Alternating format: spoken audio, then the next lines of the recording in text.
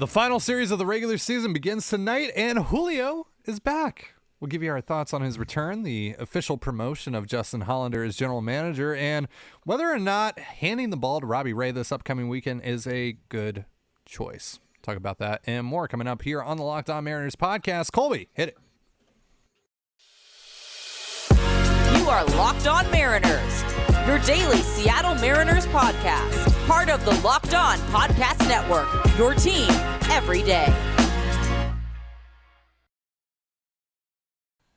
It is Monday, October 3rd, 2022. This is Ty Gonzalez and Colby Patnode for the Locked On Mariners podcast. Thank you so much for making us your first listen. Subscribe, like, and turn on alerts if you're watching on YouTube, or subscribe and leave a 5-star review on your preferred podcast platform if you like what you hear. And if you want to hear from us even more, please consider signing up for our Patreon. The link, as well as our social accounts, is in the description below. And on the show today, Julio Rodriguez returns tonight. But how much should the Mariners play him over the next 3 days? We'll also address the concerns over Robbie Ray making a start in the wild card series, wherever that ends up being. And we'll also discuss the promotion of Justin Hollander to Mariners general manager. But first, let's start with Julio. Colby. Julio's back, or at least is expected back. I don't know if they've made it official or not yet. I don't think they have just yet. Yep. So that will probably be official by the time you're watching this, however, dear listener. So Mariners have 4 games in the next 3 days against the Tigers. Obviously, this series matters still for seeding purposes, but it might not matter in even a matter of a day. So how much would you like to see Julio play, or how little would you like to see Julio play in this series with the postseason coming up? Yeah, it's kind of an interesting question, especially since, there's a doubleheader in this series. Obviously, assuming he's activated today, he's only going to play in 3 of these games max. You're not going to ask him to play 2 games in one day, I wouldn't think. So I think 3's the max, 2 maybe, but I do think you want to get him some at-bats so that, start to get the timing back a little bit. So I think it's possible we see him DH once and maybe play center field a couple times. I think that's probably the most likely scenario. So I think the way you handle it is, it's 3 games in 3 days, and you do get the off day on Thursday. So it's not something you have to worry about too much with him, and any sign or any grimace or whatever, you just kind of take him out and you just kind of work around it. And if you're up by 4 or 5 runs in the 7th, maybe you take him out, even though you'd like his defense out there. You have to protect Julio, because having Julio in Toronto is more valuable than playing playoff games in Seattle without Julio. So yeah, it's one of those, tough situations, because it's a muscle thing. It's not, a broken bone that has to heal or anything like that. It's the back, the hamstrings, the quads, like these are all things that, are, they have kind of this floating timeline, and you never know when they're going to crop back up again. And so there's a pretty good chance Julio's back and won't be 100% until, sometime this winter. So you have to monitor that, and the important thing is that he's healthy, as healthy as he can be for the playoffs. So that means you can only play him twice in the next 4 games. Then fine. And that means you have to DH him twice, and only play him 6-7 innings in center field to make sure he's 100% or close to it for Friday. Then that's what you do. So I do expect that he'll play center field a couple times, and I think he'll DH one day. I think that's kind of how they'll work it out, depending on what's at stake going into the final day of the regular season. My guess is Julio will sit, Haniger will sit, Gino, like they'll get a lot of the backups in there and try and give those guys back-to-back days off. So that would be my guess. But obviously that game matters for seeding. They're going to go for it. And Scott's already said as much. They have Logan Gilbert ready to go on the last day of the year. But if that game ends up not meaning anything, then it sounds like they're going to just, call up McCacken or Sheffield or somebody like that. We know Chris Flexen is going to get a start here, I believe, tomorrow. Yeah. One of the doubleheader games. So Flexen won't be available to start, 2 games in 3 days. So they'll have to make a move, and I would assume it'll be Sheffield. Yeah. As we've been saying on the show for the last few episodes or so that you need Julio to be able to play center field. Now that's not as big of a deal as I thought it was going to be because Eugenio Suarez is playing third right now, and it seems like everything is fine on that front for him. So the DH isn't as necessary now. There isn't as much of a logjam there, though. You would prefer having the defense of Julio. So, I just take things slow here. Just ease him back in. Maybe if he wants to just, maybe just DH him tonight. Just get him a few swings, get him a few at-bats, and then maybe get him in the field for one of the games tomorrow, rest him for the other, and maybe get back after it on Wednesday or so. We'll see.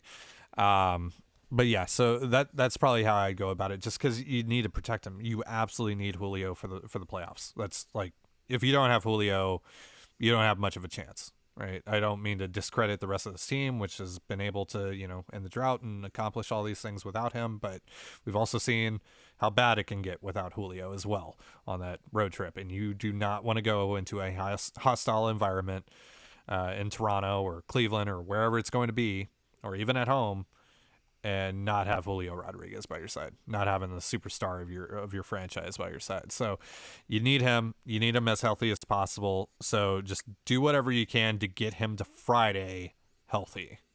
Well, as healthy as he possibly can be at this point. So yeah. And again, I with the way that this team has kind of handled injuries over the last month or so, and how kind of, let's just be honest about it, shady that's been.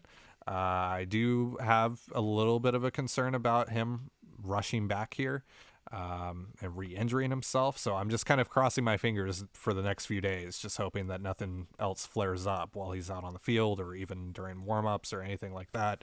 And they're able to get him to Friday. But again, just wrap him up in bubble wrap and get him to Friday. We need him for Friday. We need him for Saturday. And hopefully you don't need to play on Sunday. Hopefully you don't even need to play on Sunday. That'd be great. Do you know when the DS starts? Is it Tuesday? Yes, I believe so. Okay. Tuesday, and assuming the Mariners are the 5, Tuesday in Houston. Gotcha. All right. Well, let's talk about the wild card series, the pitching matchups. Particularly Robbie Ray, who did not have a good start whatsoever yesterday, and that's obviously caused some concern because his next start right now is scheduled to be Game 2 of the Wild Card Series, and there's some people that are saying he should not make that start. We'll be addressing those concerns in just a moment, but real quick, a reminder, this episode of the Locked On Mariners is brought to you by Built Bar. If you haven't tried Built Bar Puffs yet, you are depriving yourself of one of life's greatest joys, and guess what? There's a new flavor. You ready? Delicious, indulgent cookie dough covered in chocolate. That's right, Built has done it again. Chills. Let me introduce you to your new favorite. Cookie dough chunk puffs have a light and chewy texture, real cookie dough chunks, and of course they're covered in 100% real chocolate. All of the joys of eating cookie dough without the hassle of making it. Plus, it's healthy for you. Cookie dough chunk puffs are only 160 calories and they have a whopping 15 grams of protein in them. Run to Built.com to snag a box for you and the family. It will be the perfect treat, or you can find a really good hiding place and just hoard them for yourself. Go to Built.com, use promo code LOCKEDON15 and get 15% off your order. That's promo code LOCKEDON15, LOCKEDON15 for 15% off your order at Built.com. You're listening to the Locked On Mariners podcast. Thank you so much for making us your first listen. So Colby, there are a lot of Mariners fans out there that don't want Robbie Ray to start in the Wild Card Series. Do you understand that? No. Okay. And why is that? Why should Robbie Ray start in Game 2? Well, I didn't say Game 2, but yeah, he should start in Game, because he's been one of your 3 best pitchers, for most of the season, if not all of the season. So I think we all know Castillo is going to start Game 1. That's a given. I think, at this point, I still think a lot of people are trying to push Gilbert into a rotation spot here, which is weird because Gilbert's had the same inconsistencies as Ray. It's funny, if Ray goes out yesterday and goes 6 innings, gives up 1 earned, nobody's talking about this. It's no brainer. So I'm not going to let one start in a throwaway game against the Oakland A's change my mind about anything. And it comes down to really honest, it comes down to matchup too. I'm assuming that the Mariners are going to play in Toronto. That's my assumption. If I'm wrong, fine. Maybe we can discuss it again, but my assumption is that they're going to play in Toronto. And when you look at it, for me, Castillo, obviously you're starting. And to me, you have to start Kirby. And if it comes down to Ray and Gilbert, the Toronto Blue Jays are a horrible matchup for Logan Gilbert. He has not fared well against them. They are a fastball crushing team. Logan Gilbert has to have fastball command, and if he doesn't, he's either going to walk a lot of guys or he's going to leave a lot of pitches down the middle. And it doesn't matter how good your fastball is, the Blue Jays will crush it. You need something different, and I don't trust Logan Gilbert's breaking stuff or off speed stuff for that matter to be in the strike zone enough. Yes, he had a huge outing on Friday night, but again, it's against the Oakland A's. Sean Murphy wasn't even in the lineup. It wasn't a good lineup. And he did what he was supposed to do and what he needed to do against a bad lineup. And so I'm not trying to take anything away from him. It was a great outing, but I'm not going to all of a sudden throw Robbie Ray out and ship Logan Gilbert in because of one outing each from both of them. It's a good problem to have Logan Gilbert, lurking in your bullpen for this series. And you know what, if it does take 3, well, guess what? I can still start Logan Gilbert in game 1 of the DS, and then I can have Castillo back, and I feel like I don't miss a beat because I have Gilbert waiting. And wouldn't you rather, just based on what we've seen so far, wouldn't you rather have Ray against the Blue Jays and Gilbert against the Astros, not the other way around? Because Ray has been terrible against the Astros. Gilbert's been terrible against the Blue Jays. So why not? Yeah, I don't think I would not let Robbie Ray pitch against the Astros in Houston. Like if you do get to the DS, and again, let's not get too far ahead of ourselves here, but if you do get to the DS, just real quick to touch upon this, I would try to avoid having Robbie Ray pitch at Minute Maid Park at all costs if I can. Right, but the thing about Gilbert or Ray too is that he misses bats, and missing bats in the playoffs is huge because every single run counts. So when you talk about runner on third, 1 out, who do you want on the mound? Do you want Gilbert or do you want Robbie Ray? Well, you want Robbie Ray on the mound because Robbie Ray is going to miss more bats. He's more likely to get a strikeout, and he's less likely to give up something hard hit. Despite how good Gilbert's been, for pretty much most of the year, he gives up a lot of hard contact. That's part of his game, and hard contact in the playoffs is bad. Like, it's bad in the regular season too, but obviously everything is amplified in the playoffs. So if I had more faith in Gilbert, throwing that slider in there or being able to locate the changeup, I might think differently. And against Cleveland, I actually think that matchup would be better for Gilbert because they do have lefties in that lineup, and Gilbert can use the changeup. And that is a team that makes a lot of soft contact anyway. So you're not looking for strikeouts against that team because they're hard to get. But against Toronto, you need something that breaks out of the strike zone, and Gilbert just doesn't have it right now. So I think if they were playing Cleveland, we might have a discussion here, and maybe if they do end up going to Cleveland, we can talk about that. But to me, against Toronto, it's a no-brainer. You're going Castillo, you're going Ray, you're going Kirby, and the only order I care about is Castillo goes game 1 against Gausman. Now, that's it. Game 3, though, isn't it Gilbert that's currently lined up for that? Assuming that he doesn't pitch on Wednesday? No. I believe it'd be Kirby still. Okay. So we'll see. Like I said, everything's kind of up in the air because they're going to use 2 non-rotation guys in the final series here. So it's a little bit, up in the air. We'll see what they decide to do. If they do go Gilbert over Kirby, I kind of get it, but again, I'd rather have Kirby because Kirby has more weapons. I don't get it. I don't get it at all. Yeah, I mean, Kirby doesn't give up home runs. He locates. He has, an actual secondary and tertiary that he can work with and actually use. Right. And there's very little chance that he implodes. Yeah. Right. We've seen Gilbert go entire innings where he can't throw a strike where he wants it, like anywhere near. It's down the middle or it's a foot outside. Yeah. That doesn't happen with George Kirby. The ceiling is pretty much the same between the two, and the floor with Kirby significantly higher. So to me, Gilbert is, a great option to start game 1 if you can get there of the DS. But I think if you're starting him against Toronto, you're probably playing from a deficit. So I just prefer Robbie Ray. I think he gives me a better chance to win that game than Logan Gilbert does, mostly based on matchup. So yeah, the thing for me is I understand the uneasiness in the fan base, with Ray starting a playoff game, especially against a lineup like Toronto's, and all the home runs that he's given up and everything like that. But also, if it's down to Ray or Gilbert, I'm still picking Robbie Ray, because for all the reasons that you just mentioned, right? The matchup is just, it's not great for Robbie Ray. Don't get me wrong. Plus the Blue Jays kill left-handed pitching, but you got to go with the higher upside here with this. It's kind of, it's just one of those situations, and just Ray has more upside. Ray has a better chance of getting through that lineup. While it's not, I don't feel that it's a great chance. I can very easily picture Robbie Ray getting just absolutely destroyed by the Blue Jays on Saturday.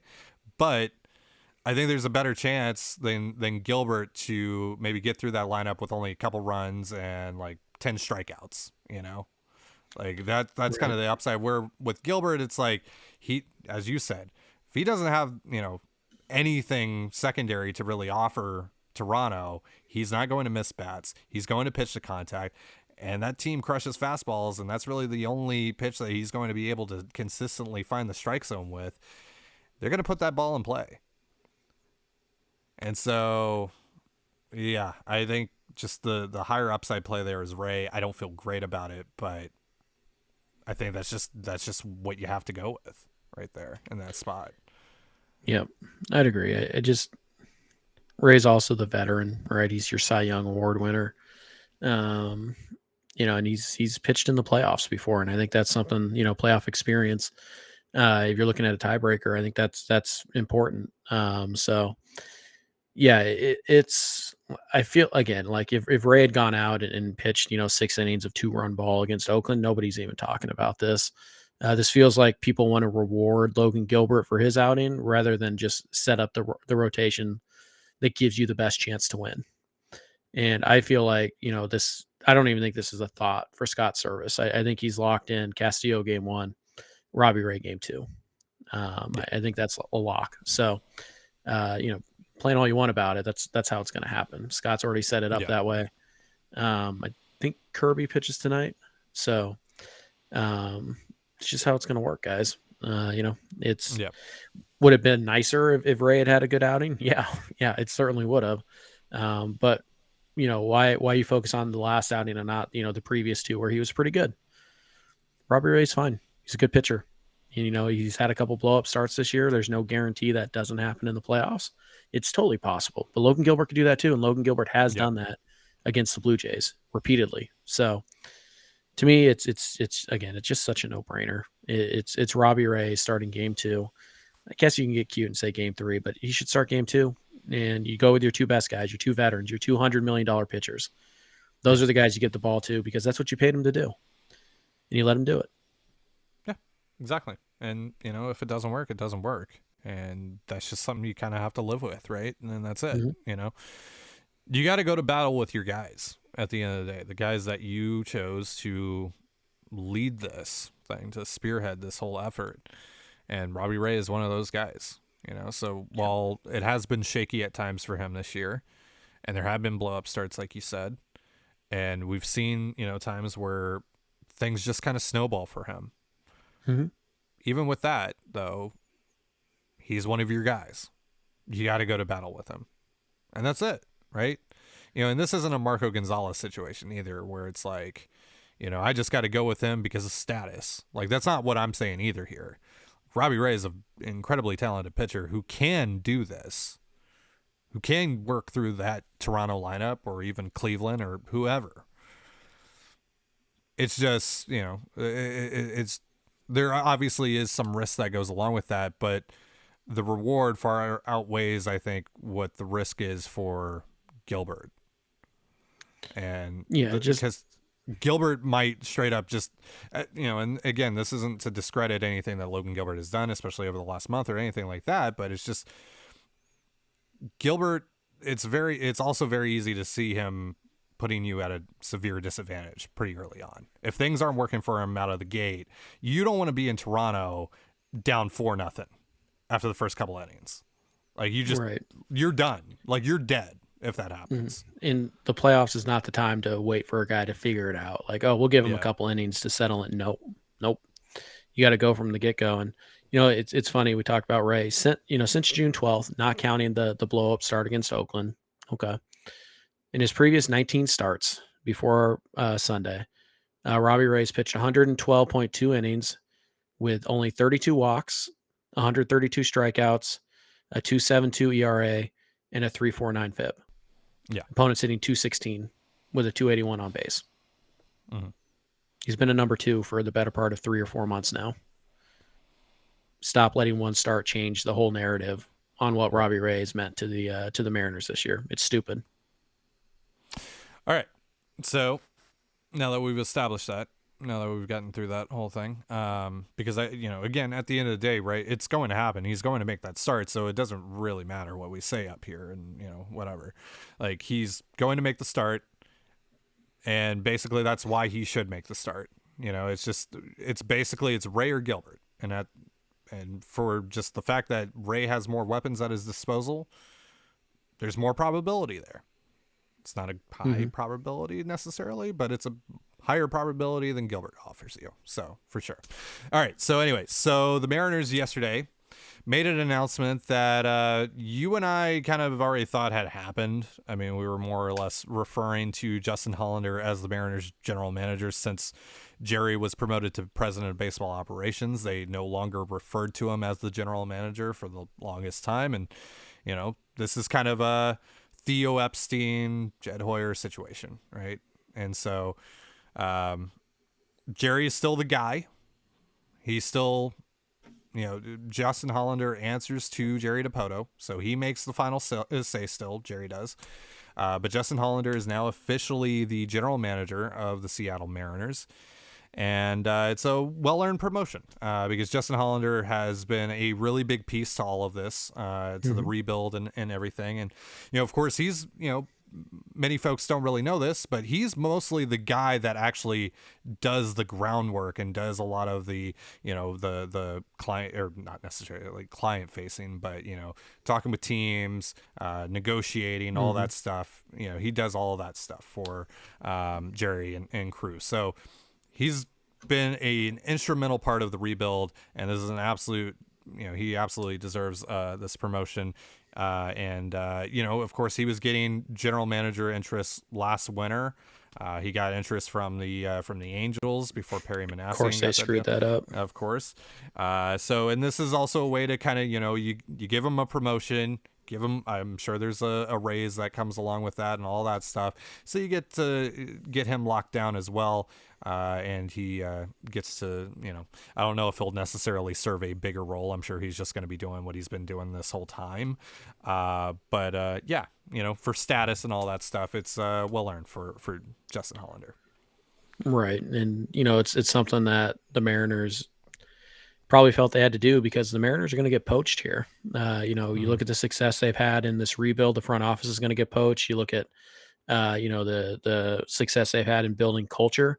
It's a pretty good chance the coaching staff is going to get poached at some point too. And the fact that Manny Acta really hasn't gotten any interest in managing is bizarre to me. He's a good baseball guy.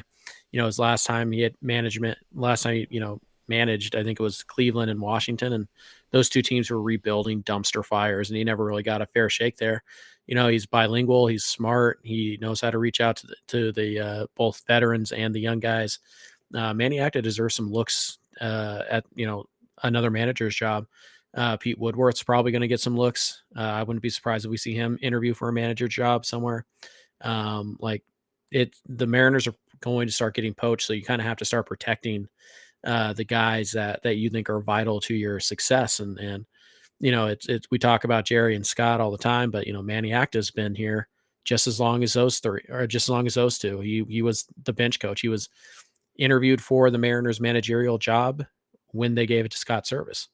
So I think people sometimes forget Manny Acta's been here along for the entire ride as well. I think Justin Hollander has been here pretty much since the rebuild started. And like Ty said, Hollander is the guy who calls agents, he negotiates the contracts, he puts together trades. Like, Hollander's basically run the team as directed by Jerry Dipoto, right? Jerry says, this is what we want. And again, everything in the Mariners front office and coaching staff, it's all a collaborative effort, right? There's the story about, JP Crawford and how the Mariners came to get JP Crawford. And it was we gave everybody in our front office a blank, field and said, put whoever you wanted, whatever position, when you envision, this team winning the World Series or whatever. And that's how they came across JP Crawford. And, the way they found Jake Fraley was, a couple of, just statistician, just like bottom rung guys were sitting in the back of the room during a meeting when they were discussing the Zunino trade. And one of them raised their hand and was like, maybe you guys should be looking at Jake Fraley. And they traded for Jake Fraley. It's a very collaborative effort. So, as of like who deserves credit, nobody cares. Nobody in that front office cares. Jerry DiPoto and Hollander, this is something that good teams do. The Cubs did it when they broke their drought with Hoyer and Epstein. The Dodgers are currently doing it with Friedman and whatever the name of their GM is. This is what teams do. They have kind of the baseball guy as the baseball president, and then they have their protege as the GM who kind of runs the day to day while the baseball president works on kind of the big picture. And it's another people still think Billy Beane is the GM of the Oakland A's. He hasn't been for like 10 years now. Yeah. He's the president or vice president, whatever his title is. And David Forst is the GM, and they've worked together really well for I think almost a decade now. It's been a while since Billy Beane's not been the actual GM of that team. So, and as far as like how this changes the structure, it doesn't. Business as usual. Hollander gets the bump. He probably gets a pay bump, and now you keep him because why would Hollander leave for a GM job? He has one. Yeah. And he has one for a team that's on the rise and a team that he helped build. He's not going anywhere now. So you lock that in. And so the structure is going to be the same. It's promoting from within. It's rewarding, and we talked about how important it is for the Mariners to reward their own. They did it with Julio. They did it with JP. They did it with Evan White. They're going to look to do it with some other guys. Like they did it on the team, like the actual players on the team. They're doing it with their front office and they're doing it with their coaching staff as well. So nothing about this is worrisome. Nothing about this is, is Jerry out or anything like. I saw somebody like, why isn't anybody talking about, how DiPoto was getting all the credit when it was really hot? And it's like, because nobody cares. When we talk about the draft, we know that's Scott Hunter, but what do we say Jerry DiPoto? Why? Because they all work together. Yeah. Jerry DiPoto runs the entire show. They all report to Jerry. Has the final say. Yeah, he has the final say. And it's ultimately up to him at the end of the day. He's the one that pushes the button. Well, Stanton has the final say. Stanton, of course. Yeah. It goes John Stanton, and then right below him is Jerry DiPoto. Yeah, and then like that's below that is Hollander and the rest, and et cetera. For baseball. Yeah, for baseball, and then obviously Katie. Different Griggs branch over here. Katie Griggs, Kevin Martinez, blah blah blah. Yeah. So at the end of the day, nothing really changes. You might see like Justin Hollander making more radio appearances and stuff like that during the off season. He might be doing more of the radio hits that Jerry would typically do, but that's about it. Like you'll see him at the winter meetings, maybe getting interviews actually and stuff like that. But that's really all that will change. Aside from, the title and everything. So nothing to really be concerned about, or it's really not even that noteworthy because, again, Colby and I were working under the impression that Hollander was already the general manager for the last year or so. And I'm sure that's actually how it was operating, right? So they just didn't actually make it official until now, which is kind of weird. I don't know why it took a whole year to do that, but whatever. It's happened now, and Justin Hollander is now the general manager of the Mariners, and that's pretty cool. Good for him. Good for his family. Congratulations to them. And so that's gonna be about it for the show today.